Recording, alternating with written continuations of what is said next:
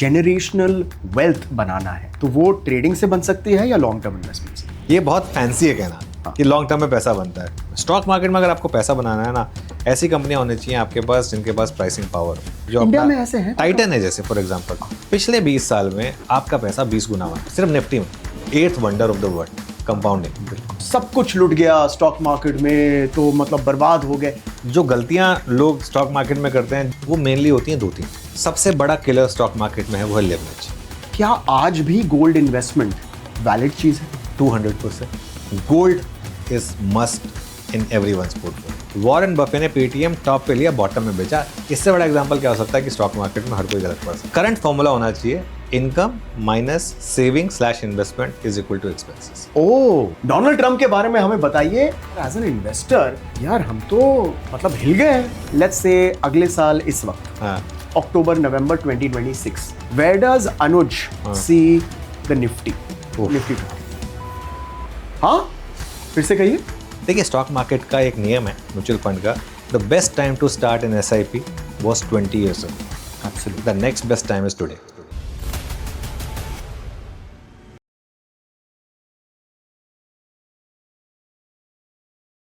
Nifty magician जादूगर है आज मेरे साथ, जिनका मैं एक बहुत ही आर्डेंट फैन हूँ, फॉलोअर हूँ। Anuj, such a pleasure to have you. आपको इंट्रोड्यूस करने की जरूरत ही नहीं है, but you have been such an integral part of all our lives, and thank you for all the good work that you are doing, and CNBC Awaaz is very lucky to have you, by the way. So welcome to the Vishal hour. Vishal, thank you so much first of all for inviting me. और एक चीज़ बताऊँ मैं आपको, आपने मुझे बोला कि I been integral part of your life, वो तो खैर पिछले आई थिंक 6-7 साल से होगा, but you have been part of our life since 1995 and thank you for calling me. Your podcast been doing well, you got this award also, so congrats on that. और मज़ा आएगा आज आपसे बात करके ना। ये जो हमारे व्यूअर्स हैं, उनकी डेमोग्राफी ज़्यादातर 20 साल की है, इन देयर 20s। अभी अभी कमाई शुरू हुई है, and India is a buzzing country. Bharat बहुत बस कर रहा है, तो स्टार्टिंग सैलरीज भी थोड़ी सी बढ़ गई। बिल्कुल, तो बचत हो जाती है थोड़ी सी। हाँ। तो मैं आपसे एक रूल बुक, एक गाइडलाइन लेना चाहता हूँ वेरी क्विकली, कि फर्ज कीजिए कि एक जो इंसान है वो इन देयर 20s है, earning, and they can put up to 15,000 to 20,000 rupees हर महीने इन्वेस्टमेंट। अब आप इनके लिए एक 15 साल का एक प्लान बनाइएगा। बिल्कुल। तो देखिए, सबसे पहली चीज़ तो जो इस जनरेशन को करनी चाहिए, हमारे टाइम में क्या होता था, हम एक इनकम आती थी, हम एक कैलकुलेशन रखते थे कि income minus expenses is equal to saving slash investment. Okay, मैं तो महीने की लास्ट तारीख तक बाइक में पेट्रोल डलवा दिया, उतना पैसा होता था मेरे अकाउंट में। मेरी सैलरी बहुत कम थी स्टार्टिंग में, टचवुड अब थोड़ा सा बेटर है, थोड़ा सा, अब काफ़ी बेटर है टचवुड। अच्छा, अब करंट फॉर्मूला होना चाहिए, income minus saving slash investment is equal to expenses. आपके हाथ में इनकम आ गई ना, आप पहले डिसाइड करें कि इतना तो मुझे इन्वेस्ट या फिर सेव करना है, उसके बाद जो बाकी बचेगा वो मेरा एक्सपेंस है। ये हो सकता है, ये हो सकता है। देखिए, आजकल क्या हो गया ना, सबसे ज़्यादा जो लोगों का बेड़ा गर्क किया है ना, हालांकि फीचर बहुत अच्छा है, लेकिन यूपीआई और वो जो एक होता है ना कि एक कन्वीनियंस इतनी है ना, आपको पता भी नहीं चलेगा। 100, 200, 400 इंस्टाग्राम पे बच्चे रील देखते हैं, हर तीसरी रील के बीच में एक ऐड आता है। वो ऐड इतना अच्छा होगा और उनको पता है कि आपको क्या ऐड चाहिए। मैं अगर अपने बेटियों के साथ अगर वेंसडे देख रहा हूँ तो उनको पता है कि मैं ये देख रहा हूँ, तो वो उसके हिसाब से मेरे लिए ऐड बनाएंगे। एल्गोरिथम ऐसे हैं उनके, ठीक है।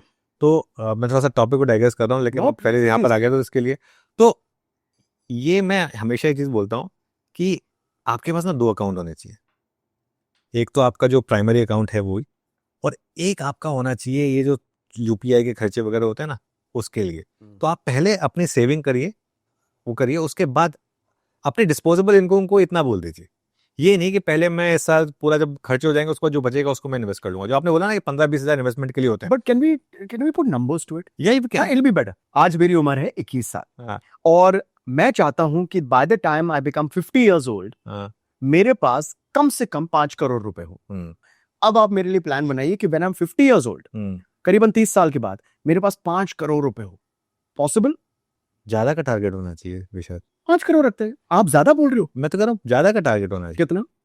मेरे ख्याल से सबसे बेस्ट जो रहेगा वो ये रहेगा कि आप सबसे पहले तो एक्सेल में ये फॉर्मूला लगाएं कि 5 करोड़ कमाने के लिए आपको कितने अमाउंट हर महीने डालना है और कितनी कंपाउंडिंग करनी है आपको।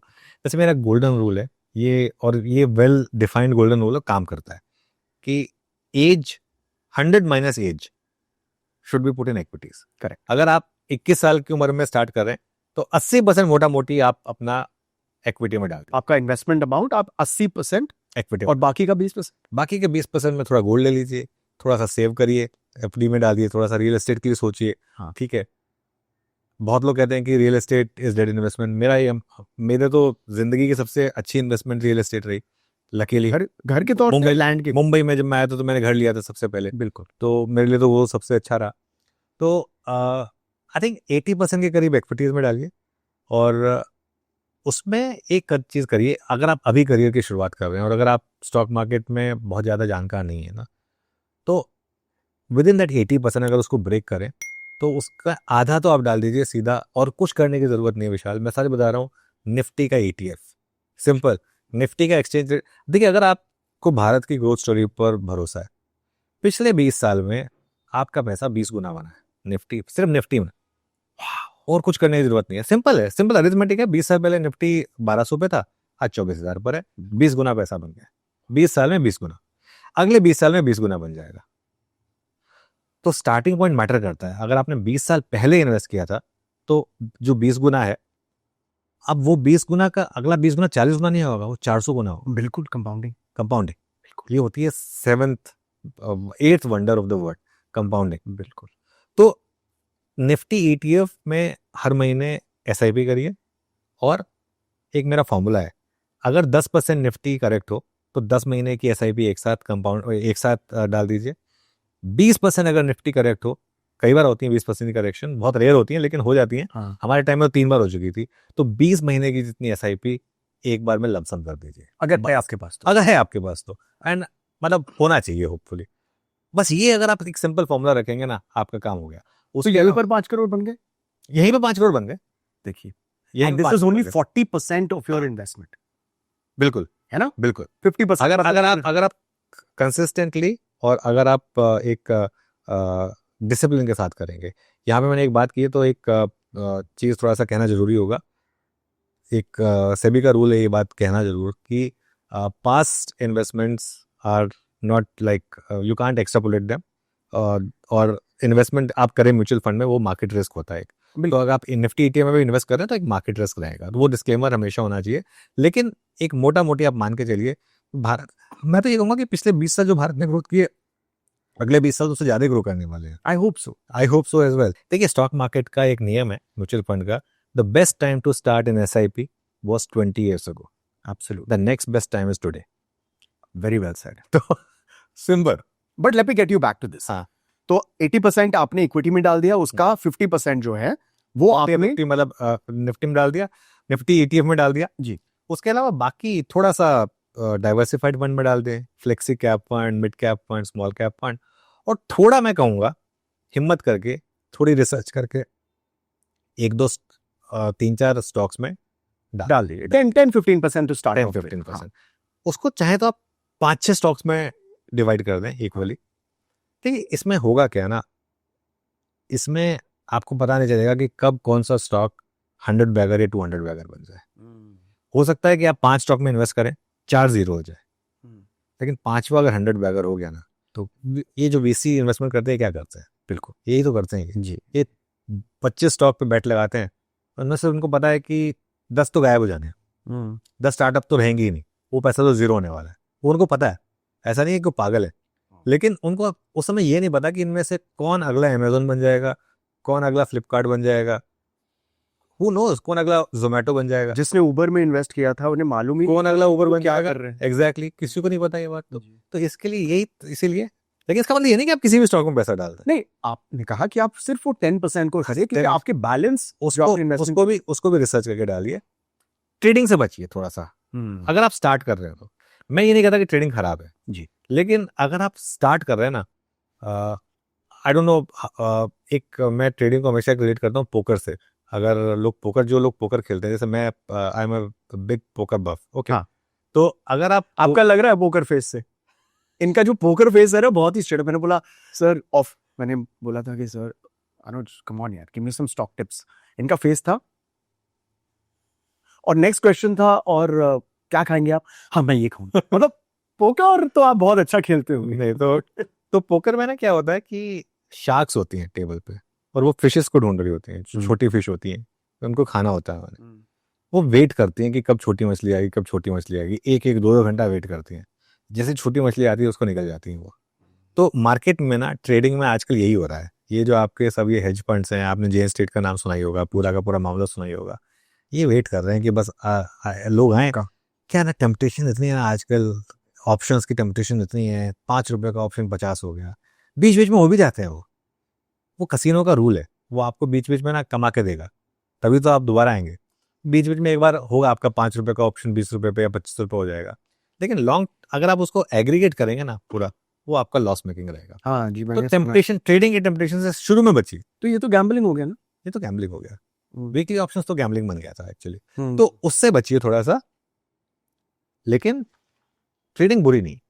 अगर आप उसमें थोड़ी सी मास्टरी कर लें, थोड़ा सीख लें, उसके बाद भी मैं कहूँगा जो अच्छे से अच्छे इन्वेस्टर है ना, सबसे बड़े से बड़े इन्वेस्टर थे, वो भी ट्रेडिंग को 20% से ज़्यादा नहीं रखते थे। अपने पूरे पोर्टफोलियो का सिर्फ 20% में ट्रेडिंग करते थे वो, उससे ज़्यादा नहीं करते थे। और उस 20% को भी 10 अलग अलग हिस्सों में बांट देते थे, 2-2% के, ताकि कभी ब्लो आउट हो भी तो एक बार में 2% से ज़्यादा आपकी कैपिटल ना उड़े, इसलिए। ठीक है, तो बैलेंस कर लेते थे। अब जो हमारे इंडियन इन्वेस्टर्स का सबसे फेवरेट गो टू एसेट है गोल्ड, गोल्ड इसके बारे में बात करते हैं। आज गोल्ड अप्रोक्सीमेटली 1 लाख रुपए से ज्यादा हो गया, 1,09,000 के करीब। 1,09,000 के करीब है।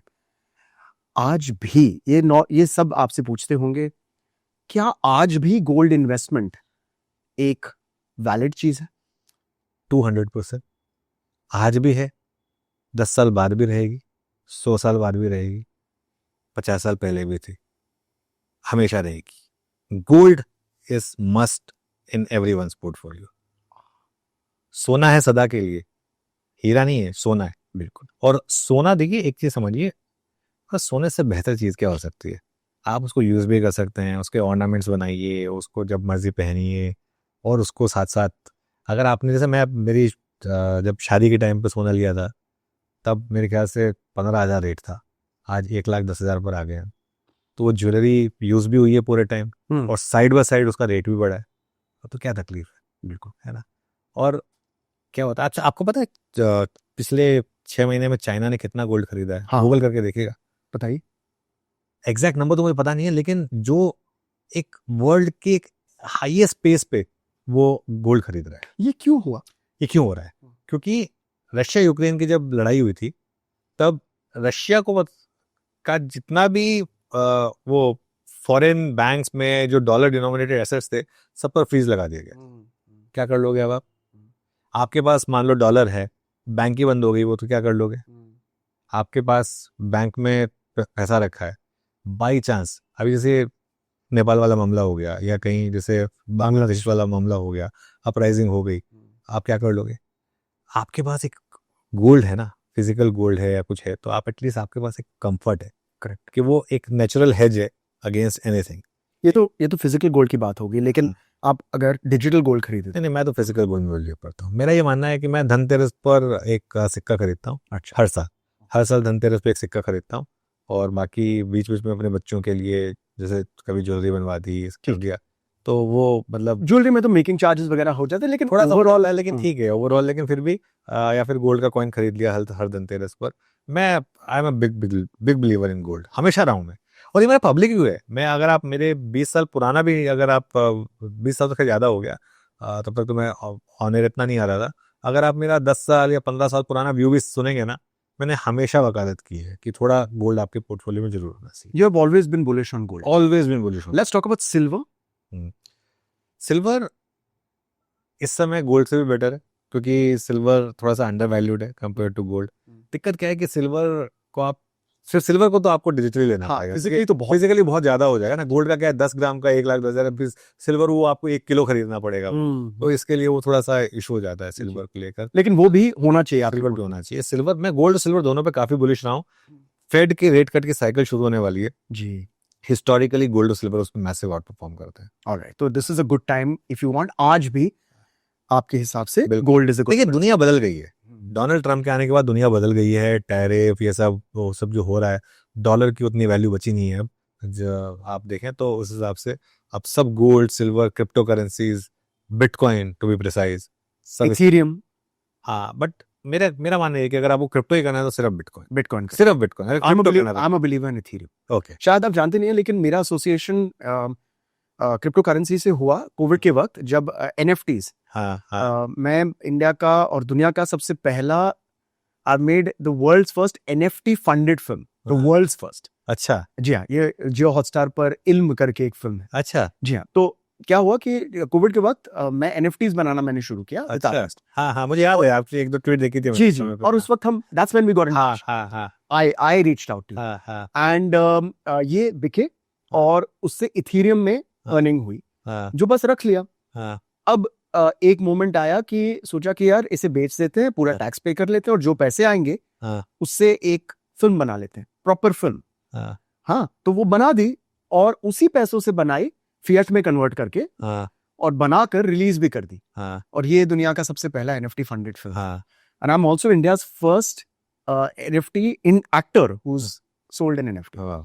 तो ये मेरी एक्सपोजर हुई क्रिप्टो के साथ। मैंने तो कभी अभी भी आप इन्वेस्टेड है क्रिप्टो में? हाँ जी, जो भी बचा है वो अभी भी है। और अच्छा। अभी आपने देखा क्या रन हुआ पिछले हाँ 4-5 महीनों में। डोनाल्ड ट्रम्प के आने के बाद से तो हाँ बिल्कुल। तो भागा जबरदस्त। एक तो हो गई गोल्ड, सिल्वर हो गया, क्रिप्टो करेंसी में आपका तो अभी आप विश्वास उसको बेच के दूसरा घर लेने की सोच रहे हैं क्या? है? नहीं जी, हाँ वो हार्ट पिक नहीं कर दी। हाँ, वो मैं से कह रहा, मैंने रील देखी थी आपकी वो हार्पिक वाली। मैं मजाक कर रहा हूँ। इतना तो नहीं है, इतना तो नहीं है, लेकिन एक रिस्पेक्टेबल हाँ। अमाउंट है हाँ। जो मैं रख रहा हूँ, और वो देखते हैं क्या होता है उसका, ठीक है ना। हाँ। तो मैं आपसे ये सवाल पूछ रहा हूँ कि गोल्ड, सिल्वर, मैं कॉपर भी कहने वाला था, लेकिन क्रिप्टो करेंसी में आप विश्वास करते हो? और क्या हमारे आज के इन्वेस्टर्स को क्रिप्टो करेंसी में भी एक सोचना चाहिए? देखिए फ्रैंकली मैं स्क्रीन पर विश्वास रखता हूँ। स्क्रीन मुझे कुछ कह रही है कि क्रिप्टो एक नेक्स्ट लेवल की चीज है। अच्छा, क्रिप्टो का आप इतिहास उठा के देखिए, क्रिप्टो 70% करेक्ट होता है, उसके बाद 10 गुना भागता है, फिर 70% करेक्ट होता है, फिर 10 गुना भागता है। मेरे एक दोस्त है, वो बहुत अच्छे है, वो काफ़ी एक्चुअली काफ़ी स्मार्ट है वो इन्वेस्टिंग वगैरह के मामले में। उनकी एक थ्योरी है कि at the end of the day everyone will and up owning bitcoin at the price they deserve. जैसे उन्होंने तो $100 पे ले लिया मान लो, अब आज $1,00,000 प्लस का है, उनका तो ये व्यू है कि $1 मिलियन जाएगा और $1 मिलियन पे भी लोग लेंगे। तो जब तक आप कन्विंस होंगे, जो अर्ली कन्विंस हो गए उन्होंने बहुत पहले ले लिया, जो बाद में कन्विंस उन्होंने बाद में लिया। कुछ हो सकता है 1,00,000 पे ले, कुछ हो सकता है 1 मिलियन पे ले, कुछ हो सकता है लेना, कुछ हो सकता है कि सही पड़े, और हो सकता है कि क्रिप्टो वापस धराशायी हो जाए, वापस $100 के नीचे पहुंच जाए। हु नोज, किसको पता है। But it should be a part of the portfolio, and at what percentage? लेकिन मेरा पोर्टफोलियो में तो है नहीं। Best podcast, thank you very much. This has happened सिर्फ आपके प्यार और सपोर्ट की वजह से। ऑल्सो अगर आपको हमारा ये एपिसोड और हमारा ये शो बहुत अच्छा लग रहा है, प्लीज एंजॉय द क्लिप्स जो हमने आपके लिए बनाए हैं। You can subscribe to the clips channel right here. और इसके साथ साथ ग्रेट न्यूज, अब the Vishal R is also on Spotify right here. Click subscribe, like, join and be a part of this amazing family. और अब time for the episode. ठीक है, तो मैं कैसे कह दूं, मेरे ख्याल से। और अभी इंडिया में अभी क्या है ना, दिक्कत भी काफ़ी है, मतलब आप कैसे होल्ड करेंगे उसको, क्योंकि वो डिजिटल एसेट है। अब जैसे स्टॉक मार्केट में आपने स्टॉक लिए हैं तो NSDL है या CDSL है, कल को ब्रोकर बस भी हो गया तो भी आपका शेयर कहीं नहीं गया, तो वो आपको पता है। यहाँ पे तो किसके पास होगा कब? डिजिटल वॉलेट्स होते हैं, हाँ, डिजिटल वॉलेट होते हैं। मेटामास्क हाँ, वगैरह जी। अभी रिसेंटली केसेस हुए थे कितनों के, तो वो और आपने अगर पासवर्ड, एक कहानी तो भूल गए अगर आप पासवर्ड, तो गया आपका वो। आपकी कहानी जानते हैं ना? हाँ हाँ, ऑफ कोर्स। बताइए इसके बारे में हमारे हाँ नहीं, वो एक किसी ने अपना वॉलेट, डिजिटल वॉलेट का पासवर्ड भूल गए, वो उसमें पता नहीं कितने मिलियंस ऑफ डॉलर्स के वो बिटकॉइन और रखे आपके थे। दोस्त की तरह उन्होंने खरीदा था $100। हाँ, बहुत पहले लिया था, लेकिन अब भूल गए। अब भूल गए तो भूल गए, आप कुछ नहीं कर सकते उसको, उसको रिट्रीव ही नहीं कर सकते।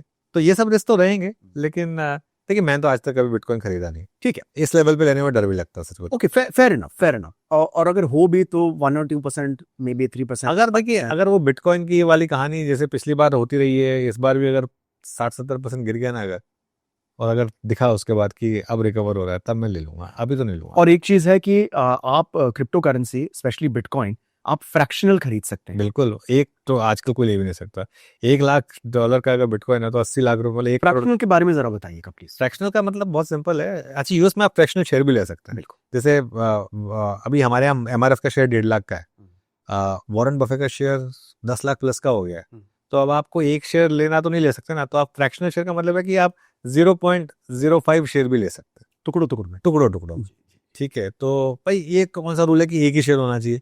जी। रूल तो भाई, आप एक पर्टिकुलर अमाउंट इन्वेस्ट करना चाहते हैं, आपके पास इतना ही पैसा है इन्वेस्ट करने के लिए, तो उसके लिए आप आधा भी ले सकते हैं, चौथाई भी ले सकते हैं, 0.02 भी ले सकते हैं, 0.01 भी ले सकते हैं। करेक्ट। ये फ्रैक्शनल ओनरशिप होती है। सो ये बहुत ही इंटरेस्टिंग चीज कही आपने कि gold is a must, silver is also a must. Crypto आप देख लीजिए, लेकिन ये आप देख लीजिए कि गिर भी सकता है, और यहाँ हाँ। सेफ्टी इतनी नहीं है, बिल्कुल because it's not backed by the Indian government. बिल्कुल बिल्कुल। करेक्ट। हाँ हाँ। ऑलराइट। इससे मुझे एक, ये कहानियां हमने सुनी है, आपने भी सुनी होगी कि यार सब कुछ लुट गया स्टॉक मार्केट में, तो मतलब बर्बाद हो गए। मैं आपसे पूछ रहा हूं कि उन लोगों ने क्या गलती की होगी, या क्या अनफॉर्चुनेट सिचुएशन हुआ होगा, और वो हम कैसे अवॉइड कर सकते हैं, क्योंकि अब बिल्कुल इक्विटी में investment is a must if you want to grow your wealth. तो देखिए, जो गलतियां लोग स्टॉक मार्केट में करते हैं, जो उनको कंप्लीटली वाइप आउट कर देती हैं, वो मेनली होती हैं 2-3। बताइए। सबसे बड़ी होती है ओवर लेवरेज। आपके पास हैं 10 लाख रुपए, लेकिन आप इन्वेस्ट कर रहे हैं 1 करोड़ रुपए। कैसे? लिवरेज लेके, F&O में, या मार्जिन ट्रेड, वो फंडिंग बुक चलाकर। अगर आपके पास 10 लाख है ना, दिमाग में पहले तो ये रख लीजिए कि एक इससे ज्यादा तो मैं लूज नहीं कर सकता ना। अगर आप लेवरेज लेते हैं तो आप 10 लाख में 20 लाख भी लूज कर सकते हैं। सबसे बड़ा किलर स्टॉक मार्केट में है, वो है लेवरेज। उधार लेकर अगर आप शेयर खरीद रहे हैं तो नहीं करना है, बिल्कुल नहीं करना है। कोविड के बाद बहुत लोगों ने अपनी ईएमआई डिले करके उनको F&O में खेलना शुरू कर दिया था। कुछ लोगों ने तो उससे पैसे ही बनाए, तो उनको लगा कि बहुत यही अब मैं करूंगा।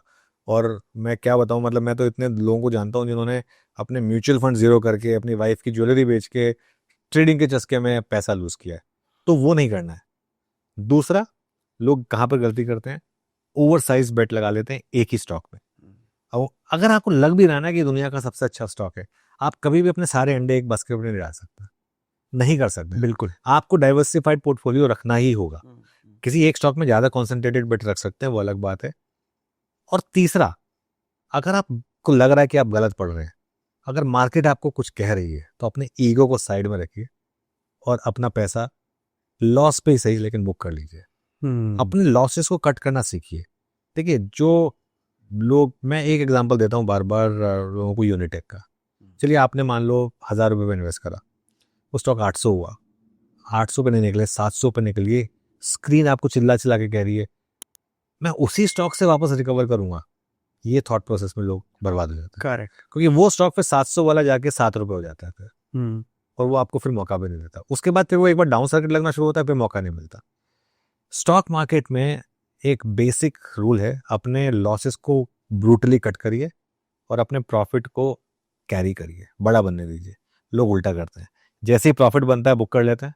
100 रुपये बना, बुक कर लिया। जहां लॉस हुआ, नहीं, इसको आपने 2 स्टॉक लिए 100 रुपये पे, एक गया 120, एक आ गया 80। ह्यूमन आई की 120 वाला आप बेच देंगे, 80 वाले में बने रहेंगे। हाँ। ये इसके तो 120 बन गए, ये अब कहीं चला ना जाए, ये 80 वाला एक बार 100 आ जाएगा, मैं बेच दूंगा।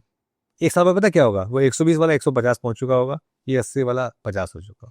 तो फिर आप इस 80 वाले को 50 पे बेचेंगे और नेट नेट आपका लॉस ही होगा। तो always carry your winners and stop loss. Vishal, stock market में रिटेल के पास सबसे बड़ा हथियार है स्टॉप लॉस। बिल्कुल। रिटेल को उसको कभी नहीं भूलना है। Stop loss is a must. आप कोई ट्रेड लें, आप कोई इन्वेस्टमेंट लें, एक स्टॉप लॉस जरूर लगाएं। एक पर्टिकुलर प्राइस पर अगर आपको लगे कि नहीं मैं गलत हूँ, मार्केट की मानिए, मार्केट बॉस है, बॉस को रिस्पेक्ट करिए और निकल जाइए उसमें से। भले ही लॉस बुक करना पड़े, आज बचेगा पैसा, तब आगे कमाओ। कि इतना ही नुकसान हुआ। बस कितना ही नुकसान हो। अब आपके जो रील्स है मैं देख रहा हूँ, ऑब्वियसली हम सब देख रहे हैं, मिलियंस में व्यूज जाते हैं। ये आपके बेस्ट फ्रेंड है, उनके बारे में मैं बातचीत करना चाहता हूँ। उनका नाम है Donald Trump. That game I don't know where. Trump साहब के जो मूड है, मुझे नहीं लगता है कि खुद वो जानते हैं कि अगले मिनट वो क्या कहने हैं। एक बार वो कहते हैं कि इंडिया हमारे सबसे बेहतरीन दोस्त हैं, और एक बार उसी में कहते हैं कि टैरिफ लगाऊंगा। टैरिफ लगाओ। यूरोप को बोलते हैं कि 100% डालो। हाँ। क्या हो रहा है यहाँ पर? और एज एन इन्वेस्टर यार हम तो मतलब हिल गए हैं, क्योंकि वो सारे रूल्स और फंडामेंटल्स ही खत्म हो गए। हाँ। डोनाल्ड ट्रंप के बारे में हमें बताइए, और इनका जो इफेक्ट है इन्वेस्टर्स पर, इनके बारे में इलैबोरेट कीजिए। देखिए, एक चीज आपको समझनी होगी, बहुत लोगों को ये लगता है कि जब डोनाल्ड ट्रंप आए थे कि डोनाल्ड ट्रंप हमारे फ्रेंड है। डोनाल्ड ट्रंप किसी के दोस्त नहीं है। डोनाल्ड ट्रंप लेकिन एक चीज है, वो pro United states of America है। वो एकदम अल्ट्रा राइट विंग है। उनके नजरिए से वो जो कर रहे हैं वो अमेरिका के लिए सही है। अब वो हमें नहीं पसंद है, वो हमारा दिक्कत है। आप अमेरिका में जाके पूछिए, अमेरिका में लोग खुश हैं उनके पॉलिसीज से, जो एकदम राइट, वरना वो चुन के क्यों आते। देखिए क्या है ना, अमेरिका में भी बहुत लोग बनते लिबरल है, लेकिन अंदर से सारे के सारे राइट विंग है वहाँ, है ना, मतलब अल्ट्रा राइट विंग। तो वो, and right wing not in a bad way, let me put it that way, लेकिन प्रो अमेरिकन, बिल्कुल अमेरिकन इंटरेस्ट। और क्यों ना हो, अपने देश के लिए क्यों ना यार, हो, हमें भी होना चाहिए, क्यों भारत ना के लिए है। क्यों ना हो, बिल्कुल होना चाहिए। तो डोनाल्ड ट्रंप वो करेंगे जो अमेरिका के लिए अच्छा है। अब वो आपके लिए भी अच्छा है या नहीं है, ये आपके लक के ऊपर डिपेंड करेगा। अब जैसे मुझे लग रहा है कि उन्हें लग रहा है फॉर एग्जांपल कि नहीं, हमने थोड़ा इंडिया को ज़्यादा ही वो कर दिया। उनका लगा कि यार ये तो इंडिया चाइना के साथ चला जाएगा। अगर इंडिया चाइना और रशिया मिल गए, अब उनको डर लग रहा है कि इंडिया चाइना और रशिया अगर मिल गए तो ये ग्लोबल जीडीपी का 25% और ग्लोबल पॉपुलेशन का 40% है। अगर ये तीनों मिल गए और इन तीनों ने एक अलग ब्लॉक शुरू कर दिया, तो हो सकता है कि हम वो सुपर पावर ना रहे। तो ये जो उन्होंने दोस्ती का हाथ बढ़ाया, ये भी अमेरिका फर्स्ट के हिसाब से बढ़ाया, बिल्कुल, कि उनको लग रहा है कि नहीं, अमेरिका के लिए अब थोड़ा सा बहुत ज्यादा हो गया, अब थोड़ा सा दोस्ती की जाए, थोड़ा सा वो बात की जाए। आई थिंक इसमें ना हमारे जो प्राइम मिनिस्टर ने, जो हमारे कॉमर्स मिनिस्टर ने जो एक स्टैंड रखा ना, मुझे बहुत अच्छा लगा। बिल्कुल, एक बार भी उनकी प्रोवोकेशन का जवाब नहीं दिया गया, लेकिन उन्होंने जैसी ही दोस्ती का हाथ बढ़ाया, हमने रेसिप्रोकेट किया। ये देखिए हमारे देश का कल्चर है, ये हमारे देश का कल्चर है। आपने हमें बुरा भला कहा, जो मर्जी कहा, बहुत कुछ कहा, हमने जवाब नहीं दिया, लेकिन सेल्फ रिस्पेक्ट रखा। लेकिन सेल्फ रिस्पेक्ट रखा। अपना ये बात जरूर बोली कि हम फार्मर के अगेंस्ट कोई कॉम्प्रोमाइज नहीं करेंगे, हम एग्रीकल्चर में कोई कॉम्प्रोमाइज नहीं करेंगे, विदाउट टेकिंग नेम, ठीक है। और अब होपफुली, वैसे फिंगर्स क्रॉस विशाल, मेरे ख्याल से सब ठीक हो जाएगा। India and America natural ally है दोनों। देखिए, अमेरिका वर्ल्ड की ओल्डेस्ट डेमोक्रेसी है, हम वर्ल्ड की बिगेस्ट डेमोक्रेसी है। बाय डिजाइन भारत में आज भी सबसे ज्यादा स्टूडेंट्स का ड्रीम डेस्टिनेशन यूएस है। आज भी सबसे ज्यादा इंजीनियर्स, ग्रेजुएट्स जो होते हैं, उनकी ड्रीम जॉब अमेरिका ही होती है। तो आज भी मैं यही चाहूंगा कि सब अच्छे से हो जाए, ट्रेड डील साइन हो जाए। थोड़ा बहुत अगर कॉम्प्रोमाइज दोनों साइडों करना पड़े तो करना भी चाहिए, मेरे ख्याल से हमें भी करना चाहिए। मैं तो क्योंकि 50% इज अनहर्ड ऑफ। भाई मैं कह रहा ठीक है, 25% भी बहुत है, लेकिन हाँ। वो लेवल तक ठीक है, 15-20 तक ठीक है, चलिए ओके। तो ऐसा भी नहीं है ना, देखिए ऐसा भी नहीं है ना कि हम ये कह रहे हैं कि नहीं, हमको तो तुम्हारी जरूरत ही नहीं है, अभी हम उस लेवल पे नहीं पहुंचे। तो इसके लिए हमें अमेरिका की जरूरत है। नहीं, हम जैसे अमेरिका को हमारी जरूरत है, ऐसी हमको भी अमेरिका की जरूरत हमें भी जरूरत है ना। लेकिन हमको थोड़ा सा, मतलब ये, और यही हमारी गवर्नमेंट ने भी स्टैंड लिया। और एक तरीके से अगर आप देखें तो अब थोड़ा सा अप्रोच आ रही है, थोड़ा सा कंसिलेटरी अप्रोच है। इट्स थॉइंग। लेकिन जब हम ये शूट कर रहे हैं, इसके 1-2 दिन पहले ही हमने एक न्यूज सुनी थी, मेरे शायद आपने भी सुनी, कि डोनाल्ड ट्रंप कह रहे हैं कि इंडिया और चाइना पर यूरोप को 100% टैक्स डालना। यूरोप ने बना, वो डोनाल्ड ट्रंप ने कभी कहा नहीं, वो एक्चुअली एक एजेंसी की रिपोर्ट थी। अच्छा, तो गलत है, नहीं हो सकता है। देखिए अगर ट्रंप को कुछ कहना है तो वो सीधा खुद ट्रूथ सोशल पे डाल देते हैं, और ये होशियारी से भी कुछ ये बोल देते हैं, बोल देते हैं। हाँ। तो खैर एनीवे जो भी है, देखिए जो चीज नहीं हुई उसके बारे में क्यों बात करना, थैंक गॉड नहीं हुए, मैं क्लैरिफाई कर रहा था। हाँ। तो जब तक ये एपिसोड एयर होगा तो आई होप कि वो ट्रेड डील साइन भी हो गई होगी, और जो निफ्टी है वो 28,000 पहुंच गया है। वो थोड़ा ज्यादा एम्बिशियस हो जाएगा। देखिए अगर उसमें मैं आपसे पूछ रहा हूँ अगेन, जस्ट गेस, कि लेट्स से अगले साल इस वक्त, तो लीजिए करीबन अक्टूबर नवंबर 2026, okay, where does Anuj see the Nifty, Nifty 50? चलिए, अगर आपने मुझे बोल ही दिया है तो I stick my neck out. Please. 30,000। हाँ, फिर से कहिए। 30,000। आज 24,000 है, करीबन 24-25,000। हाँ, 25,000 है। जी। 25,000 है। आप कह रहे हो कि नेक्स्ट ईयर इस वक्त आपके हिसाब से गैस है, ये इट्स अ गैस। हाँ, 30,000। 20% का रिटर्न। पिछले एक साल जीरो रिटर्न है ना विशाल, माइनस रिटर्न है Flat. पिछले एक साल। Flat. तो क्या 2 साल में अगर कंपाउंडिंग के हिसाब से 12% की अगर एवरेजिंग चाहिए तो क्यों नहीं हो सकता? तो ये तो बहुत ही, आपने जो थ्योरी कहा था। मैं पता क्यों कह रहा हूँ? मैं इसलिए कह रहा How हूँ कि क्योंकि अभी इस रैली में ना कोई बिलीव नहीं कर रहा है, सबको डिसबिलीफ है। और मार्केट का स्टार्टिंग पॉइंट बहुत अच्छा है। मार्केट की अर्निंग्स एकदम पिटी हुई है इस समय। एकदम बेस इफेक्ट एकदम मार्केट का ऐसा आ चुका है जहाँ पर बिल्कुल एक लग रहा है कि मैं गलत हो सकता हूँ, और मैं हो सकता है कि मैं हॉरिबली गलत हूँ, हो सकता है ये। लेकिन I reserve the right to be wrong, of course. है ना? लेकिन थोड़ा एग्रेसिव लगेगा आपको, लेकिन मैं ये अब ले लिया तो ले लिया। अब होपफुली भगवान ने चाहा तो शायद आ भी जाए, मुंह से निकला तो शायद आ भी जाए। From your mouth to God's ears. Hopefully.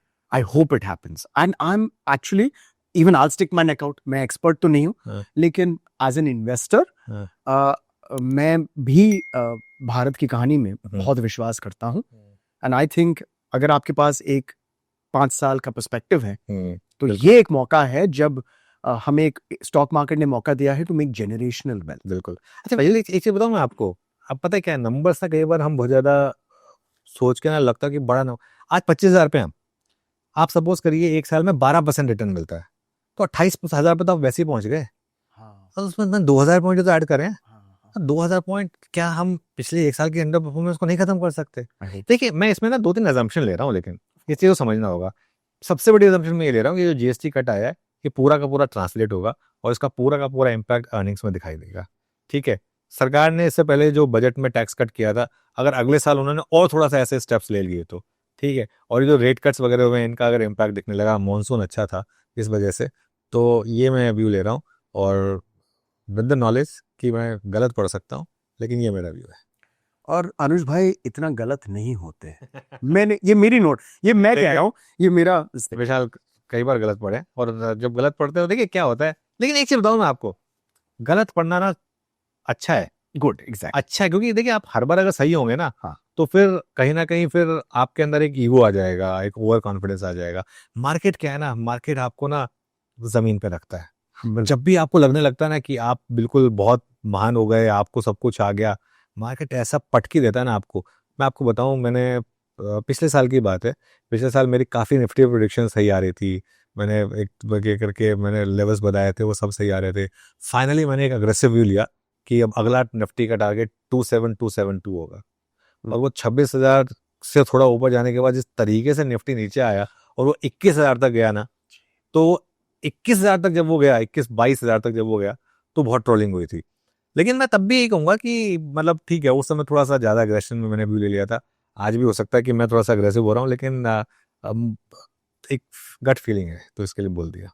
और गट फीलिंग ये है कि हो जाएगा 28 से 30,000 के बीच में निफ्टी हो जाना चाहिए। ऑफ कोर्स अलग अलग स्टॉक्स, अलग अलग मेंटालिटी, अलग अलग होल्डिंग कैपेसिटी पर स्टॉप लॉस हम डिसाइड करते हैं। लेकिन एक एवरेज होल्ड कितना होना चाहिए कि 20 तक का स्टॉप लॉस?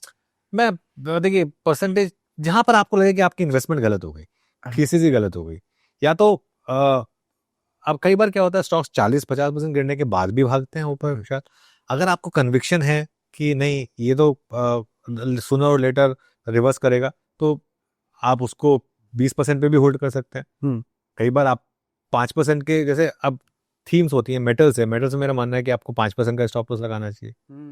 बड़े बैंक्स वगैरह हैं, उसमें कई बार आप 10% तक भी रुक सकते हैं। तो कई बार स्टॉक्स के ऊपर भी डिपेंड करता है, और आपकी होल्डिंग कैपेसिटी के ऊपर भी डिपेंड करता है। लेकिन एक पर्टिकुलर पॉइंट तो फिर भी रखना चाहिए मेरे ख्याल से, 15 से 20%। उससे नीचे जाए तो बस वो एक कड़वी दवाई लेके बाहर आइए। So is it okay to say that अगर मैं एक एज अ रिटेल इन्वेस्टर मैं डायरेक्टली एक स्टॉक खरीद रहा हूं, तो जिस दिन मैं खरीदूंगा, is it a good practice कि मैंने 15% का स्टॉप लॉस लगा दिया है और मैं यही मेंटेन करूंगा? देखिए विशाल, एक चीज समझ लीजिए, जिस दिन आप स्टॉप लेंगे वो वहां से गिरेगा, और जब आप कोई स्टॉक बेचेंगे वो वहां से भागेगा। ये लाइफ का ये आपके साथ भी होता है। ये लाइफ का रूल है। ये लाइफ का रूल है। आप कोई भी चीज, ना सिर्फ स्टॉक, बहुत ही लकी हो आप, प्रॉपर्टी बहुत ही लकी हो तो अलग बात है, वरना आप जिस प्राइस पे लेंगे वहां से गिरेगा, और जिस प्राइस पे बेचेंगे वहां से भागेगा। ठीक है, जी आखिरी का 10% कोई नहीं पकड़ पाएगा। हाँ ठीक है, 5 या 10। करेक्ट। ठीक है, तो लेकिन हाँ, एक मोटा मोटी आप ये समझ के चलिए कि आप जिस प्राइस पे इन्वेस्ट कर रहे हैं, एक अपने दिमाग में रखिए कि बस 15-20% से ज्यादा नहीं गिरना चाहिए। इससे ज्यादा गिरेगा तो मैं बाहर हो जाऊंगा फिर उसमें। एक मिथ है, और ये एक सवाल के तौर से मैं आपसे पूछना चाहता हूँ, क्या स्टॉक मार्केट इन्वेस्टमेंट सिर्फ अमीरों के लिए है? नहीं, ऐसा नहीं है, ऐसा नहीं है। स्टॉक मार्केट ने कितनों को अमीर बनाया है, कितनों को। स्टॉक मार्केट से ज़्यादा डेमोक्रेटिक कोई फील्ड नहीं है। स्टॉक मार्केट में कोई एंट्री बैरियर वगैरह नहीं है। ऐसा नहीं है कि अगर आप जैसे बॉलीवुड में होता है ना कई बार वो नेपोटिज्म, अगर आप वो क्या होता है? हाँ, तो ऐसा नहीं है कि आपको एक बड़े डायरेक्टर की फिल्म तभी मिलेगी जब आप किसी बड़े एक्टर के बेटे होंगे, ऐसा कुछ होगा। तो स्टॉक मार्केट में हाँ ये जरूर है कि अगर आपका सर्कल जो है वो बड़े इन्वेस्टर्स का या बड़े सीईओज का है, एक आपको एडवांटेज है। नेटवर्क। एक रिटेल इन्वेस्टर के मुकाबले एक एडवांटेज आपको है। लेकिन एक रिटेल इन्वेस्टर भी पढ़कर समझकर उसको बीट कर सकता है। जैसे बॉलीवुड में भी आउटसाइडर्स आए हैं ना, उन्होंने कितने मतलब बड़े बड़े मुकाम हासिल किए हैं। तो शाहरुख खान से बड़ा एग्जांपल क्या हो सकता है? हाँ जो आज की डेट में मतलब बिल्कुल हिंदुस्तान के सबसे बड़े मेगा स्टार है। बिल्कुल है ना, कोई इसमें वो नहीं था, नेपोटिज्म नहीं था, लेकिन बन गए बिल्कुल अपनी मेहनत से। बिल्कुल। लेकिन एक एब्सोल्यूट आउटसाइडर की अगर हम बात करें, if my research is right, Rakesh Jhunjhunwala, है ना, मैं जानता हूं कि आप उनके बहुत ही मतलब काफी इंस्पायर्ड था मैं आप उससे। इंस्पायर्ड थे। हाँ। आप कभी मिले थे? बहुत बार मिला हूं, कई अच्छा। बार क्या, बहुत बार मिला हूं। मैंने शायद आपका उनके साथ दो तीन बार मैंने उनका इंटरव्यू भी किया है। दिवाली पे मैं जाता भी था उनके यहाँ पर। उनके बारे में कुछ बताइए ना प्लीज। बहुत अच्छे इंसान थे वो, बहुत अच्छे इंसान थे। और उनको सिर्फ एक रिग्रेट था कि उन्होंने अपनी हेल्थ पे ध्यान नहीं दिया। और वो हमेशा बोलते थे कि मैंने इतना पैसा बनाया लेकिन मैं उसको शायद एंजॉय नहीं कर पाया उस लेवल से। तो लेकिन वो इंसान बहुत अच्छे थे, बहुत चैरिटी करते थे विशाल, बहुत ज़्यादा, वो बताया भी ना। ठीक है ना, और ये उसके लोग नहीं अलावा जानते हैं। हाँ नहीं जानते हैं, है ना। उसके अलावा मतलब उन्होंने एक आम इंसान को एक स्टॉक मार्केट में बिलीव करना सिखाया, भारत की ग्रोथ स्टोरी पर बिलीव करना सिखाया। राकेश झुनझुनवाला को कभी बेरिश नहीं देखा मैंने, हमेशा भारत पर बुलिश रहे, हमेशा। मुझे हमेशा वो, एक बार उन्होंने मुझे डांटा भी था, इनफैक्ट टीवी पे डांटा था। उन्होंने कहा था तुम क्या बकवास करते रहते हो तुम। उसके बाद उन्होंने मुझे फोन किया, उन्होंने बोला देखो मैं तुम्हें तुम्हारे भले के लिए कह रहा हूँ, तुम अगर भारत में अपना फ्यूचर देख रहे हो तो भारत पर पॉजिटिव रहो, भारत पे बुलिश रहो। तो सबसे उनकी जो इम्पोर्टेंट बात थी ना, वो भारत पर बहुत पॉजिटिव थे, उनको भारत पर यकीन था। सबसे पहले इन्होंने ये सब लेवल्स मेंशन करे थे, विशाल, 25,000, 50,000, 80,000 निफ्टी के, जब हम सोच भी नहीं सकते थे, जब हम सोच भी नहीं सकते थे वो उस टाइम पर। और कैसे कंपनी में राकेश झुनझुनवाला के साथ जो जिगरा था ना, एक कंपनी में 5%, 10%, 15% स्टेक ले लेना हर कोई नहीं कर सकता। एक एग्जांपल दीजिए। यहाँ पे हजार टाइटन से बड़ा एग्जांपल क्या होगा? टाइटन में उन्होंने सीधा एक साइजेबल चंक खरीद लिया, और वो इस लेवल का चंक उन्होंने खरीदा कि वो टाइटन में वो उसके बाद आज भी टाइटन की जब बात होती है तो सबसे पहला नाम उनका आता है ना। तो ये उनकी खासियत थी, वो पहचान लेते थे। अच्छा, ऐसा नहीं कि राकेश झुनझुनवाला गलत नहीं पड़े, उनके कई स्टॉक्स हैं जो जीरो हो गए। एक एग्जांपल देता हूँ, A to Z का। अच्छा। वो जीरो हो गया, ऑलमोस्ट जीरो हो गया। ऐसे भी नज़ारा में भी कोई बहुत ज़्यादा पैसा नहीं बनाया उन्होंने। कई स्टॉक में उगला, कई स्टॉक में बहुत पहले निकल गए। प्राज इंडस्ट्रीज उन्होंने सबसे पहले आइडेंटिफाई किया, लेकिन प्राज इंडस्ट्रीज में वो पैसा नहीं बना पाए, बहुत पहले ही निकल गए। उसके बाद चला प्राज इंडस्ट्रीज। तो लेकिन जो एक दो बेट उनकी चली, वो ऐसी चली कि बस टाइटन, लुपिन, क्रिसिल, ऐसे 3-4 स्टॉक्स चले जो वो भयंकर चले। क्रिसिल की तो क्या कहानी है, उन्होंने कंपेयर किया अपने एक घर के साथ। हाँ। वो आपको कहानी मालूम है ना, वो बहुत ही फेमस, मतलब थोड़ा बहुत याद है मुझे, लेकिन हाँ कि उन्होंने एक घर खरीदा क्रिसिल के थोड़े से शेयर्स बेचकर। लकीली उन्होंने क्रिसिल का पूरा नहीं बेचा, हाँ, और घर की वैल्यूएशन तो बढ़ी ही बढ़ी, लेकिन क्रिसिल तो लाखों से 30-40 करोड़ की हाँ। प्रॉपर्टी बन गई हाँ साउथ बॉम्बे में। हाँ लेकिन क्रिसिल का वही वैल्यूएशन, हाँ, वो तो मल्टीपल टाइम्स और वो ठीक है, वो देखिए, लेकिन घर भी तो बनाया ना। हाँ, एक रियल एसेट नहीं है, बिल्कुल, बहुत ही इंटरेस्टिंग। बिल्कुल रियल एसेट बनाना भी जरूरी है। मैं हमेशा मानता हूँ आप हर चीज को ना इस तरीके से नहीं देख सकते। जैसे आपने बैंड्रा में ब्यूटीफुल घर बनाया है, अब आप इसको ये थोड़ा सोच सकते हैं कि इसकी जगह अगर मैंने क्रिप्टो लिया होता और क्रिप्टो लिया होता तो इतना होता, वो रिग्रेट वो नहीं सोच सकते आप, है ना। वो रियल एसेट बनाने की जरूरी है। एक अच्छा घर होना चाहिए, एक अच्छी कार होनी चाहिए, जी। अपनी फैमिली के लिए कंफर्ट होना चाहिए, हर साल एक अच्छी हॉलीडे होनी चाहिए, ये तो जरूरी है, ये तो basic requirements. We're reaching the end of our conversation and thank you once again because it's been so आपने एक लेमैन के लेवल पर मुझे तो समझाया है। मुझे बहुत अच्छा लग रहा है आपसे बात करके। Seriously, I'm not हाँ, even नहीं, just joking here. हाँ। Now I understand why you are where you are. You know, being a managing editor, CNBC, आवाज, shift from English to Hindi, मतलब दोनों languages पर इतना जोर. I understand now, Anuj, that why I'm so enamored also. नहीं था। Along with your fan following is something जो I get it now, so more power to you. Thank you. मैं बात करना चाहता हूँ आर्टिफिशियल इंटेलिजेंस की, और हम आर्टिफिशियल इंटेलिजेंस को कैसे सही तरीके से उसका इस्तेमाल कर सकते हैं to identify and to be invested in the stock market. देखिए, एक चीज समझ लीजिए विशाल, अगर आप एआई को नहीं अपनाएंगे तो आप पीछे रह जाएंगे। एग्जाम्पल आप देखिए, आज की डेट में, पहले जब हम रिसर्च करते थे तो एक एक कंपनी की वेबसाइट पे जाके वो सब डेटा निकालना पड़ता था, कितना टाइम लगता था। आज की डेट में आप एआई को जाके बोलिए कि मुझे इसकी बैलेंस शीट पढ़ के बता दीजिए कि पिछले 3 सालों की ग्रोथ की कंपाउंडिंग कितनी रही है, वो आपको बता देगा। क्यों आपको वो टाइम स्पेंड करना, वो टाइम और एनर्जी आप कहीं और लगाइए ना। जब वो कोई और आपके लिए एक काम करने को तैयार है और आपसे बेटर काम करके देने को तैयार है।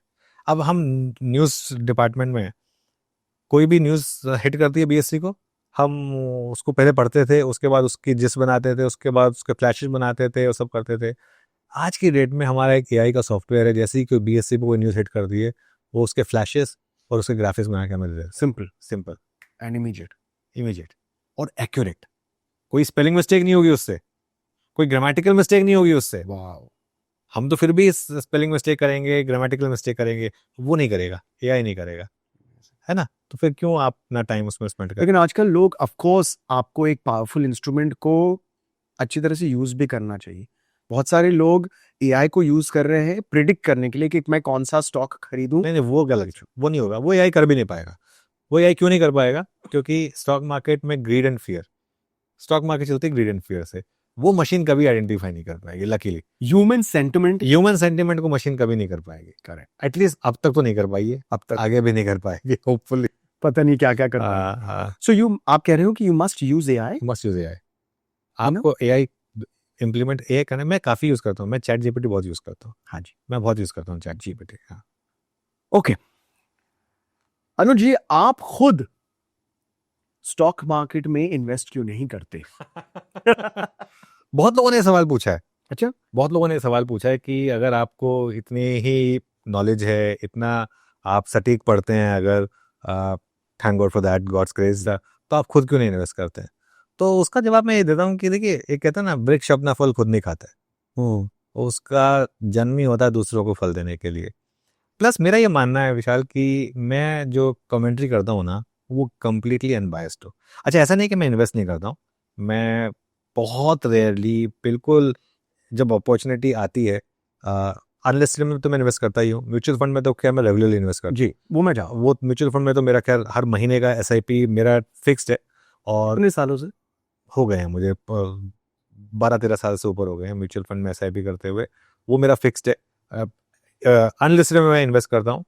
लिस्टेड में मैंने बहुत कम, सिलेक्टिवली, सिर्फ ऐसे स्टॉक्स जो मैं जानता हूँ कि मैं जिंदगी में कभी चैनल पर जिनकी बात नहीं करूंगा, वो स्टॉक्स, ताकि मेरा जो व्यू है वो बायस ना हो इसके लिए। और कभी भी कोई भी अगर स्टॉक होगा तो मैं उसकी बात कभी करूँ ना, तो इसके लिए तो, लेकिन वो बहुत कम रहा है, इक्का दुक्का। और वैसे भी मतलब टाइम भी बहुत कम होता है हमारे पास वो सब करने के लिए। तो म्यूचुअल फंड से, एक्चुअली म्यूचुअल फंड से डिसेंट रिटर्न जनरेट हो जाते हैं। उसके अलावा कभी टेम्पटेशन रही नहीं कि कुछ 100 गुना या 200 गुना करना है पैसा। तो इसके लिए मैं अपने इस रोल में खुश हूँ, जिसमें मैं दूसरों की हेल्प कर रहा हूँ। और सेल्फलेस मतलब सैलरी वगैरह तो अच्छी है मेरी, तो उसमें देखिए, वो मैं बात नहीं कर रहा। This is your self investment in direct stocks. बिल्कुल, डायरेक्ट इन्वेस्टिंग मैं कम करता हूँ। मेरा ये मानना है, मैं कह रहा हूँ, एक्चुअली मेरा ये मानना है कि अगर मैं जिस दिन से खुद इन्वेस्टिंग करना शुरू कर दूंगा ना, शायद मेरी कॉल्स गलत पड़नी शुरू हो जाएंगी। और शायद उसके बाद लोग मुझसे थोड़ा दूर वहम है। नहीं नहीं जो भी है, लेकिन तो इसके लिए तो मैं इसके लिए दूर ही रहता हूँ। ऑलराइट, एक आध इन्वेस्टमेंट किए वैसे मैंने, ऐसा नहीं है कि नहीं किए, लेकिन बहुत कम बहुत कम। वो आप बताना चाहेंगे आज? नहीं यार, मैं कभी जिंदगी में ना वो, क्योंकि मैं उसके बारे में बात ही नहीं करता हूँ, ठीक है, तो fair वो enough. एक बायस क्रिएट हो जाता है। क्योंकि कल क्या होगा ना विशाल, मैं किसी स्टॉक का अगर नाम ले दूंगा, इवन मैं कह भी दूंगा ना कि डिस्क्लेमर है, तो भी एक कहीं ना कहीं एक सेंस बनेगा कि अपने स्टॉक को प्रमोट करने के लिए बात कर रहे हैं, तो इसके लिए मैं डिस्कस ही नहीं करता। कभी जिंदगी में बताया नहीं मैंने। अनलिस्टेड स्टॉक जरूर है, उसके अलावा मैंने लिस्टेड स्टॉक एक आध ही रहे हैं, वैसे बहुत ज्यादा है नहीं, एक या दो, कभी बात ही नहीं की उसके बारे में। ठीक है, तो म्यूचुअल फंड्स के बारे में आपने बात की, तो उसके बारे में तो हमें बात करनी ही है, बिल्कुल। क्योंकि आज का जो इंटेंशन है वो लोगों को एडुकेट करना है इन अ काम एंड नाइस वे, कि वो समझ जाए कि क्या है क्या नहीं है। Let me just jump into a topic of जो इंडिया में बहुत फेमस हुआ करता था और अब भी है, फिक्स्ड डिपॉजिट्स, एफडीज, राइट? अभी क्या आप समझते हैं कि एफडी आज भी एक रेलेवेंट और अच्छा इन्वेस्टमेंट है? और अगर कोई 10 साल के पर्सपेक्टिव से एफडी में इन्वेस्ट करना चाहता है तो ये अच्छी बात है या उन्हें नहीं करनी चाहिए? देखिए बैंक एफडी, मैं बैंक एफडी के बारे में, हाँ मैं समझ गया। देखिए क्या है, मैं सबको बोलता हूँ कि बैंक एफडी से खराब इंस्ट्रूमेंट कुछ भी नहीं है, सबको क्यों? बोलता हूँ, लेकिन मेरी खुद की भी एफडी है। ये टिपिकल भारतीय फैमिली का एक इन्वेस्टमेंट स्ट्रैटेजी रहा है। नहीं नहीं क्योंकि क्या है ना, एक तो मैं खुद डायरेक्ट इन्वेस्टिंग करता नहीं हूँ, प्लस म्यूचुअल फंड्स हैं, गोल्ड है, उन सब में इन्वेस्टमेंट है। एफडी मैं सिर्फ इसलिए रखता हूँ क्योंकि मेरा ये मानना है, मेरी दो बेटियां हैं, मेरी दो बेटियां हैं, मेरे को एक दोनों आईबी स्कूल में जाती हैं, तो उनकी एक पर्टिकुलर फीस है, उसके बाद उनकी एक कॉलेज में जाएंगे तो एक फीस होगी, तो मैं एक पर्टिकुलर अमाउंट को सिर्फ एज सेफगार्ड रखता हूँ कि जस्ट इन केस वर्ल्ड में कभी कुछ हो जाए, कुछ, और मेरी जो सारी इन्वेस्टमेंट्स हैं एकदम से अगर उन पर कुछ हो जाए, तो कम से कम मेरे पास एक लिक्विड पैसा होना चाहिए, एक बेर मिनिमम जी, जो एटलीस्ट 3-4 साल मुझे निकाल सके। इसके लिए उतना पैसा मैं एफडी में रखता हूँ, बस उतना पैसा एफडी में, बस उतना पैसा। ठीक है, तो वही मैं लोगों को बोलता हूँ, उतना पैसा आपका एफडी में होना चाहिए, लेकिन वो पैसा जो है ना, वो पैसा इस चीज को समझ लीजिए, वो पैसा आपको इन्फ्लेशन भी बीट नहीं करेगा। बिल्कुल।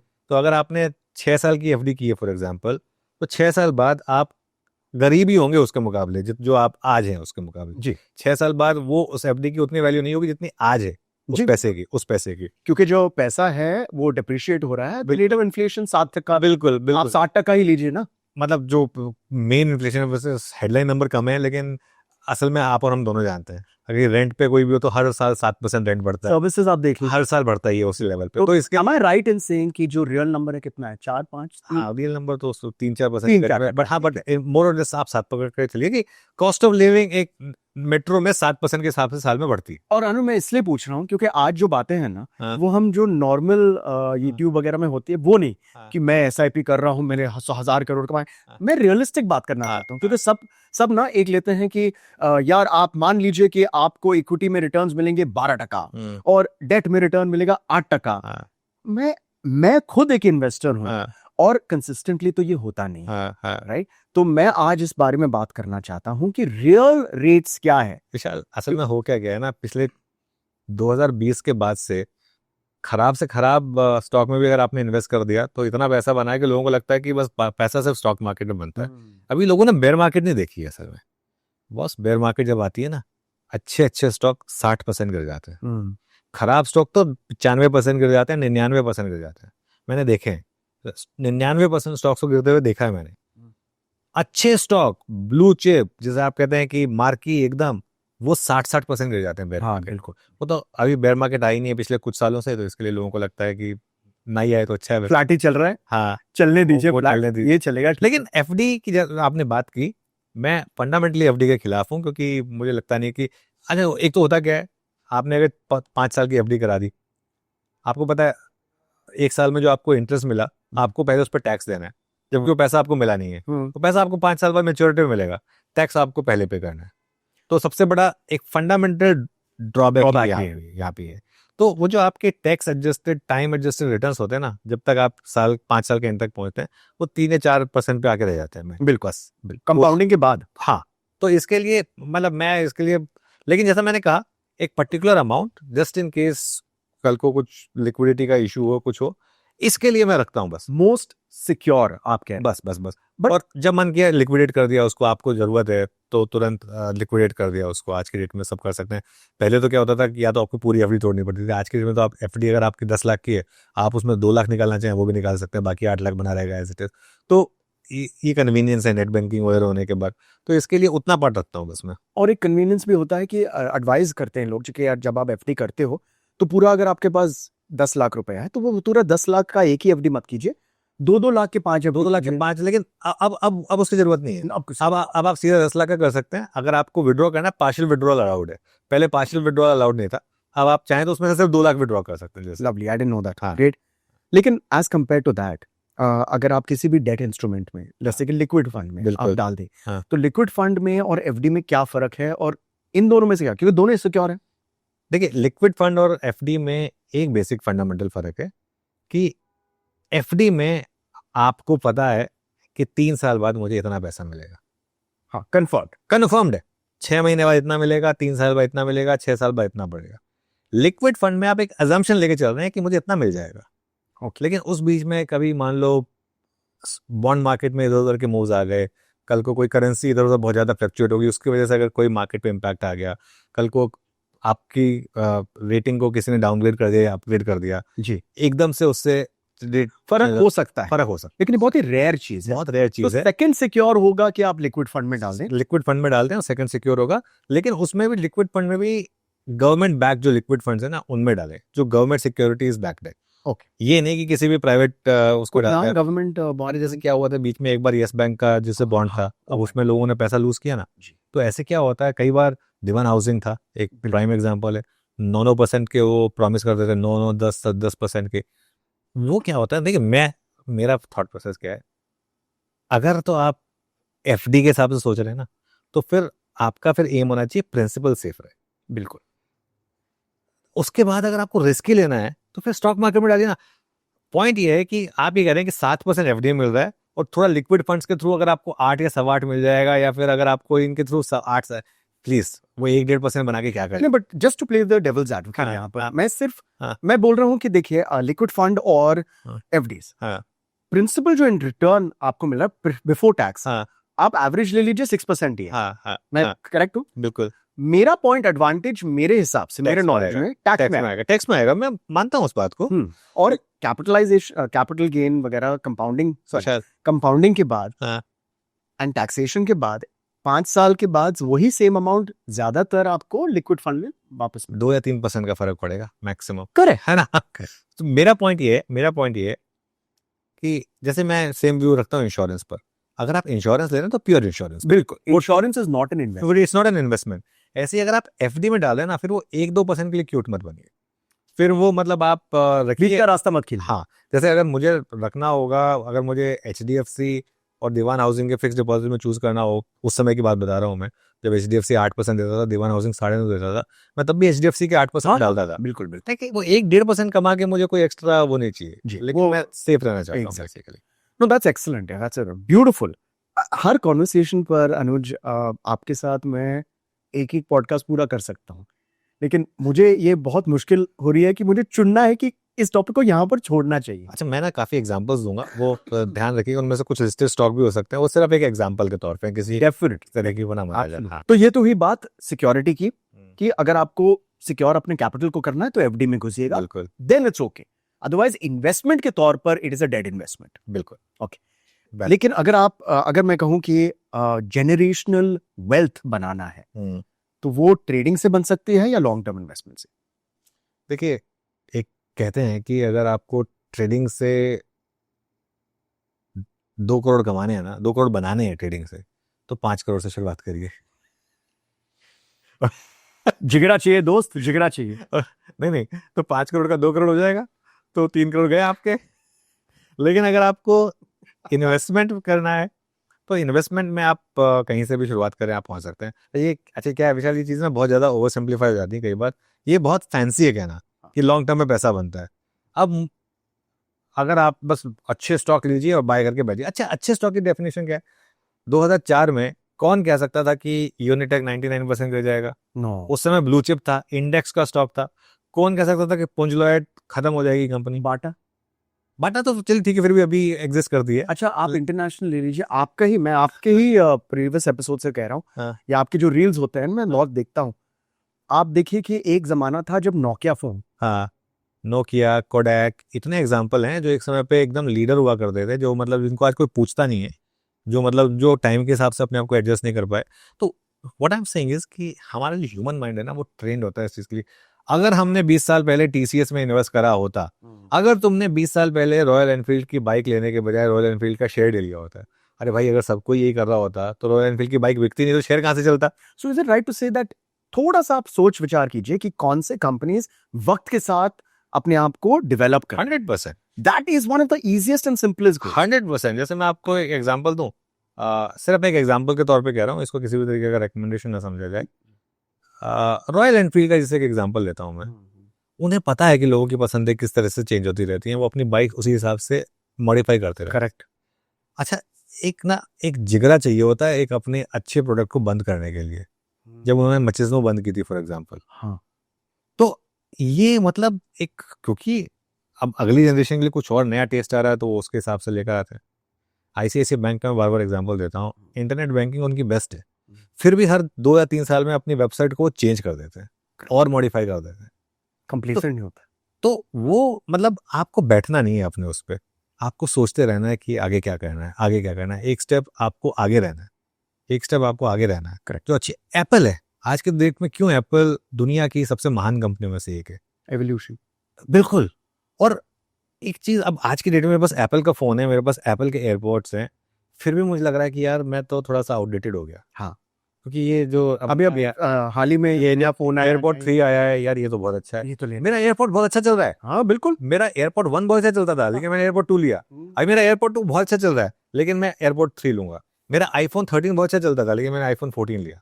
अब लकीली ये एस्पिरेशनल ब्रांडिंग भी हो जाती ये हो जाता है, लेकिन मैं कह रहा हूँ कि तो ऐसे शेयर्स को खरीदिए। इंडिया में सबसे बड़ा एग्जांपल पता क्या रहा है पिछले कई सालों में? है। बताइए।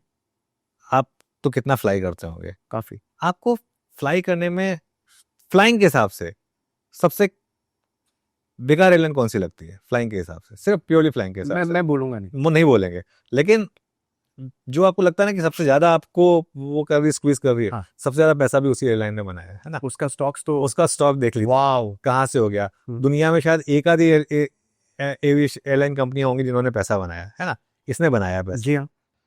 तो मैं जो जो बेसिक बात कर रहा था कि कुछ चीज अगर आपको, अब जैसे मैं इस एयरलाइन की बात कर रहे हैं हम, सबसे क्विक टर्न अराउंड टाइम, बिल्कुल गर्म खाना नहीं मिलेगा आपको एयरलाइन में, वही ठंडा सैंडविच खाना पड़ेगा, वही सब है, लेकिन पैसा बना रहे हैं at the end of the day. Stock market में आपको इवेंचुअली पैसा बनाना है ना, मेन गेम तो ये है। एप्पल क्या कर रहा है? अच्छा एक बात बताइए मुझे, एप्पल का फोन जो है वो 2.5 लाख में बिक रहा है, बना वही फोन वही लोग रहे हैं जो 20,000 का फोन भी बना रहे हैं, उसमें और उसमें कोई बहुत ज्यादा फर्क नहीं है, वो तो उसमें एप्पल आईफोन का लोगो लग गया है, ब्रांडिंग, और ऑब्वियसली थोड़ा सा और ज्यादा फीचर्स भी हैं, ऐसा भी नहीं है, लेकिन क्या वो फोन वाकई में 2.5 लाख का होना चाहिए? मतलब इस बार के तो उसने 2.5 लाख का बैरियर क्रॉस किया है उसने।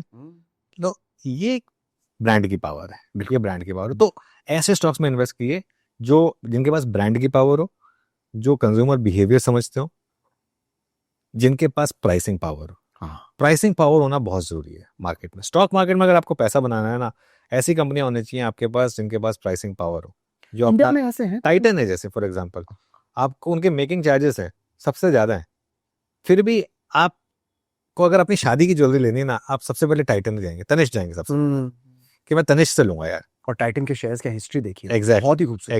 एग्जैक्टली। तो इसके लिए मतलब ये झुनझुनवाला सर के बारे में तो हम बात करेंगे ही। 100% झुनझुनवाला सर के बारे में हम कैसे नहीं बात करेंगे, वो तो वील गेट दैट। हाँ, तो इन सब चीजों पे फोकस करिए। देखिए इन सब के बावजूद भी एक रिस्क तो हमेशा रहेगा। जैसे अब ये सब चीजें एक समय में नोकिया के लिए भी सही ट्रू थी, लेकिन इवेंचुअली नोकिया नहीं अपने आप को अडेप्ट कर पाया।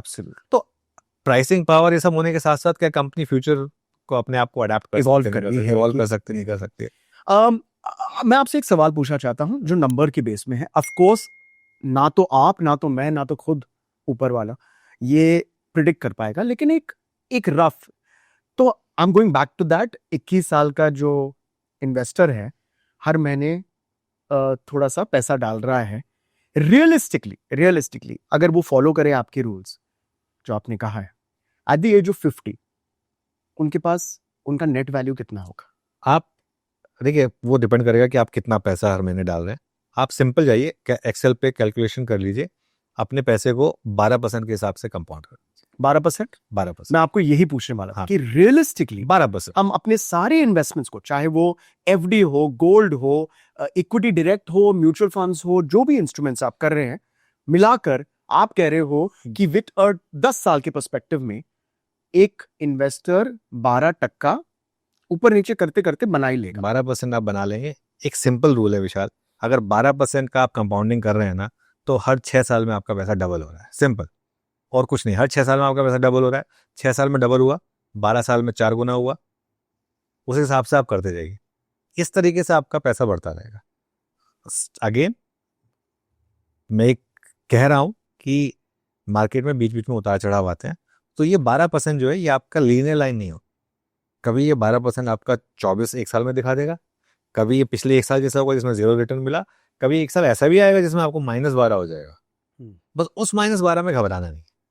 डिसिप्लिन के साथ, जैसे कि कोविड के वक्त, कोविड के ऑपरेशन टाइम, सिंदूर के वक्त, कोविड के ऑपरेशन सिंदूर के वक्त तो फिर भी इतना नहीं गिरे। कोविड के वक्त तो बहुत बुरे थे। ग्लोबल फाइनेंशियल क्राइसिस के टाइम 2008 में, 2004 में जब अटल बिहारी वाजपेयी सरकार वापस रीइलेक्ट नहीं हुई थी, मार्केट ने डाउन सर्किट मारा था। डाउन सर्किट मारा था मार्केट ने तब। देखिए, तो फिर okay, coming towards the end, I want to talk about a few specific IPOs. आजकल आईपीओ का बहुत बड़ा जमाना चल रहा है। बजाज फाइनेंस, इस पर हाउसिंग फाइनेंस में बजाज हाउसिंग फाइनेंस, इसके बारे में बताइए। वो दिन कैसा था, उसके प्री कैसा था, क्योंकि ये हिस्टोरिक इवेंट था। हाँ, नहीं, I think Bajaj housing finance का आईपीओ आया, उससे पहले टाटा टेक का आईपीओ आया था। ये 2-3 आईपीओ थे जिन्होंने फ्रेंजी मचा दी थी विशाल। मतलब मुझे याद नहीं है इस तरीके से आप, मतलब 6,000 करोड़ के आईपीओ के 5 लाख करोड़ की बोलियां लग जाए था। क्या होता है 5 लाख करोड़? मतलब उस तरीके का वो था। किसी सबने रील बना दी थी, सबने। वो कोई भगवान के आगे खड़ा है कि बस और कुछ नहीं, जैसे बजाज हाउसिंग फाइनेंस दिला दे। या फिर 6 आईपीओ में अप्लाई किया, 5 नहीं मिले, 5 मिले, सिर्फ 1 नहीं मिला, जो नहीं मिला वही चला। ऐसे ऐसे करके कितनी सब रील्स बनी थी, मीम्स भी बने थे। अच्छा, एक चीज आपको बताऊं मैं, बजाज हाउसिंग फाइनेंस ने कोई रिटर्न नहीं दिया उसके बाद। मैं वही क्या गैप पर खुला मैं वही। तो क्या होता है ना, टाटा टेक से पहले कोई रिटर्न नहीं दिया उसने। रिटर्न कब तक कहाँ मिले आपको? विशाल मेगा मार्ट में, आपके नाम से सा जुड़ा हुआ है, शायद वो लकी था उसके लिए। लेकिन मतलब जो थोड़े से रिलेटिवली कम फैंसी दिखे आपको, भारतीय हेक्साकॉम, रिटर्न वहां बने जहां पे आईपीओ में उस लेवल की मैडनेस नहीं थी। मैडनेस थोड़ी बहुत थी विशाल में, ऐसा नहीं कि नहीं थी, लेकिन उस लेवल की नहीं थी जो बजाज हाउसिंग फाइनेंस को लेकर हो गई थी। ठीक है ना, थोड़ा सा अनअज्यूमिंग जो आईपीओ थे। इरिडा, हाँ, इरिडा में बना बड़ा पैसा। इरिडा में मतलब आप देखिए, स्टॉक लिस्टिंग के दिन डबल हुआ और वहां से एक साल में 5 गुना हुआ। Can you imagine? वहां बना पैसा। बजाज हाउसिंग फाइनेंस में कहाँ पैसा बना? आगे बन जाएगा अलग बात है, लेकिन नहीं बना ना। और उसके अलावा काफी पेटीएम में कहाँ पैसा बना? पेटीएम तो आज तक पैसा नहीं बना। वॉरेन बुफे ने पेटीएम में लॉस किया, हाँ, है ना। मैंने रील भी बनाई थी, बहुत 5 मिलियन व्यूज हुए थे उसके। 600 करोड़ का लॉस उन्होंने वो किया। अच्छा, वॉरेन बुफे जैसा इंसान भी पेटीएम को टॉप पे लेके बॉटम पे बेच के गया है। उन्होंने टॉप पे लिया और उन्होंने बॉटम में बेचा। आप सोचते हैं बॉटम में खरीदो टॉप पे बेचो, वॉरेन बफे ने पेटीएम टॉप पे लिया, बॉटम में बेचा। इससे बड़ा एग्जांपल क्या हो सकता है कि स्टॉक मार्केट में हर कोई गलत पड़ सकता है। दैट्स अमेजिंग कि यार, it's not only about the name. आप हर्ड को फॉलो मत कीजिए, थोड़ा सा रिसर्च कीजिए, सब कुछ बैलेंस कीजिएगा। जैसे कि एक और आपका जो रील था, और मैं इसके लिए इससे इनामर्ड हुआ कि I personally consume this, Balaji wafers, फिर हल्दीराम, ये सारे प्रोडक्ट्स हम हर घर में हम खाते हैं। ये कब कहाँ से शुरू हुआ और आज क्या है चीजें, इसके बारे में आप प्लीज बताइए। मैं खुद जब मैंने एक्चुअली बालाजी वेफर्स की जब मैंने इस कहानी, मैं बताऊं, सच बताऊं ना मैं आपको विशाल, मैं मजाक नहीं कर रहा हूँ। मैं जब बॉम्बे आया था, मुंबई आया था जब मैं, तब मैं वीकेंड्स पे, ऑब्वियसली हम सब तो लाइफ एंजॉय करते हैं, मैं बालाजी की चिप्स लाता था। सच बताऊं ना, उस समय मैं कई बार अब कह रहा था कि यार ये बालाजी लिस्टेड क्यों नहीं है यार, लिस्टेड होती तो मैं ले लेता। अच्छा, उस समय दिमाग में था ही नहीं कि अनलिस्टेड में भी खरीदा जा सकता है स्टॉक, है ना, तो कि लेके डाल देते उस समय। लेकिन क्या फैसिनेटिंग स्टोरी है। 40,000 रुपए से एक स्कूल ड्रॉप आउट ने शुरुआत की और आज 40,000 करोड़ की कंपनी बना दी। सोचो, मतलब 40,000 करोड़, हाँ, स्कूल ड्रॉप आउट ने। अरे क्या मतलब, हम क्या कोई एमबीए वगैरह की कोई क्या वो है इसमें? मतलब ये कंट्री इतनी महान है, इसमें अगर आप डेडिकेशन के साथ अगर काम करेंगे और अपना एक पूरा जोर लगा देंगे ना, अपॉर्चुनिटीज बहुत है यहाँ पे कमाने के लिए। हल्दीराम अभी तो आएगा उसका आईपीओ।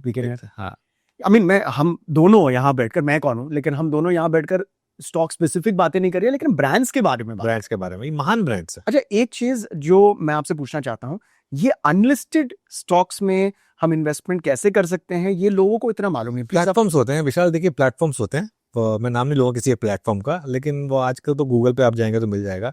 अनलिस्टेड में रिस्क बहुत ज्यादा होते हैं, लेकिन ये लोगों को पहले से पता होना चाहिए। एक तो लिक्विडिटी नहीं होती है। अगर आप एक बार इन्वेस्ट कर रहे हैं तो आप ये मान के चलिए कि आपके इन्वेस्ट करते ही आपका 10% गया, क्योंकि अगर आप उसको बेचने जाएंगे तो फिर 10% नीचे बिकेगा। अच्छे से अच्छा अनलिस्टेड स्टॉक तो तभी लें जब आपका व्यू लंबा हो और आप कॉन्फिडेंट हो। ब्रोकरेज ज्यादा लगती है नॉर्मल के बजाय, क्योंकि बहुत कम ब्रोकर्स होते हैं जो ये। कितना लगता है ब्रोकरेज नॉर्मली?